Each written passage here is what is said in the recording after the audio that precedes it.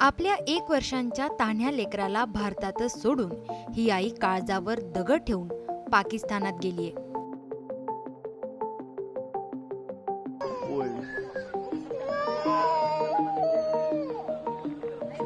तो एक बच्चा माँ के बगैर कैसे रहेगा? आप लोग खुद बताएं, कैसे वो तड़प रहा है, देखें उसको।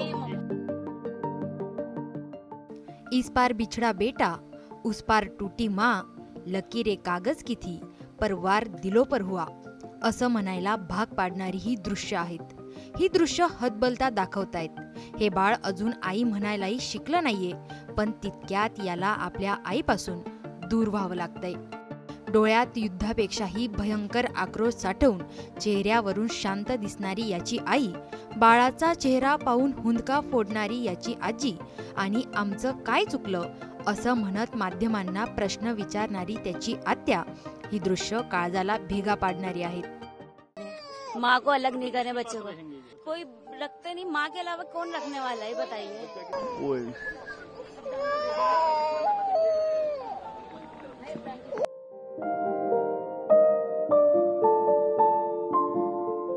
काळजाला पाझर फोडणारी ही दृश्य अटारी बॉर्डरवरची आहेत। दहशतवाद्यांनी पहलगाममध्ये निष्पाप पर्यटकांच्या रक्ताचा सडा टाकला। यावरून भारत पाकिस्तानात तणाव वाढला, युद्धाची चर्चा सुरू झाली। पाकिस्तानला गाडा मारा अन धडा शिकवा अशा प्रतिक्रिया येऊ लागल्यात। पण या सगळ्यात कित्येक कुटुंबांवर ही अशी परिस्थिती आली आहे। लेकिन वहाँ पर जो हुआ उस सब की सजा आम पब्लिक क्यों भुगत रही है? वहाँ पर 28 लोगों को मारा गया, लेकिन इस तरीके से जीते जी भी तो ये लोग भी तो मर रहे हैं। आप खुद सोचो, वो बच्चे, माँ कैसे रहेगी अपने बच्चे के बिना? दहशतवादी हल्ल्यानंतर भारताने पाकिस्तान विरोधात कठोर पावलं उचलली। पाकिस्तानी नागरिकांना भारत सोडून जाण्याचे निर्देश देण्यात आले। याच निर्णयांमुळे अनेक कुटुंब विखुरले गेलेत। एका आईची आपल्या 1 वर्षांच्या तान्ह्या लेकरापासून ताटातूट झाली। जरा सा भी रहम नहीं आ रहा बच्चे पर। वो कैसे रहेगा अपनी माँ के बिना बच्चा?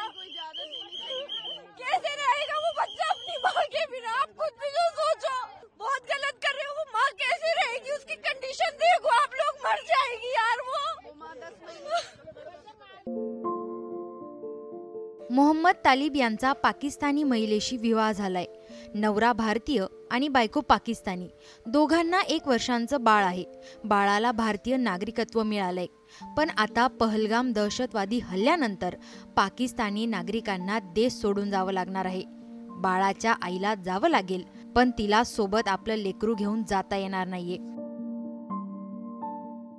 आप इस बच्चे को हाथ लगाइए, इसको इतना तेज फीवर है कि मैं आपको बता नहीं सकता। मैं ये इस वजह से रो रहा है, इसको इतना तेज फीवर है, तबीयत ठीक नहीं है उसकी। अब ये माँ के बिना कैसे रुकेगा? इनकी तबीयत भी ठीक नहीं है मेरी वाइफ की। अब ये बताइए किस तरह से होगा, मैं कैसे करूंगा कवर? सरकार को यही गुहार है कि हम लोग यहाँ से इनकी वाइफ को, मेरे बच्चे को जाने दिया जाए। और काफी लोग परेशान है, बच्चे, सबकी तरफ से यही दरखास्त है सर। बाळाची आई गर्भवती आहे। आपल्या 1 वर्षाचं लेकरू आता कसं जगेल? आईच्या दुधाविना तो कसा जगेल?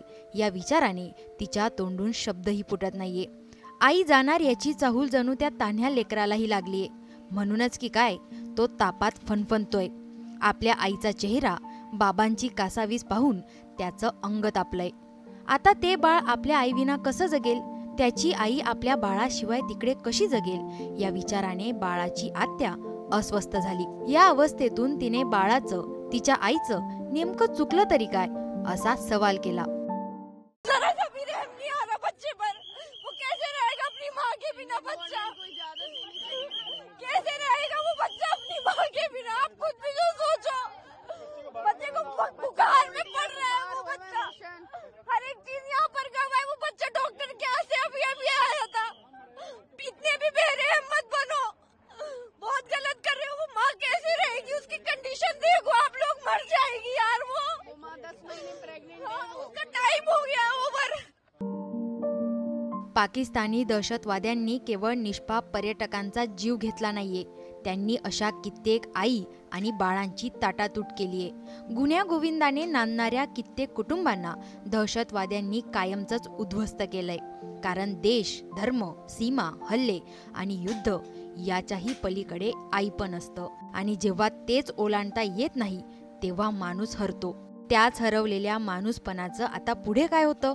ताटातूट झालेले कित्येक मायलेकरं पुन्हा कधी एकत्र येतात हे पाहणं महत्त्वाचं ठरणार आहे. तुम्हाला याबाबत काय वाटतं? कमेंट करून नक्की कळवा.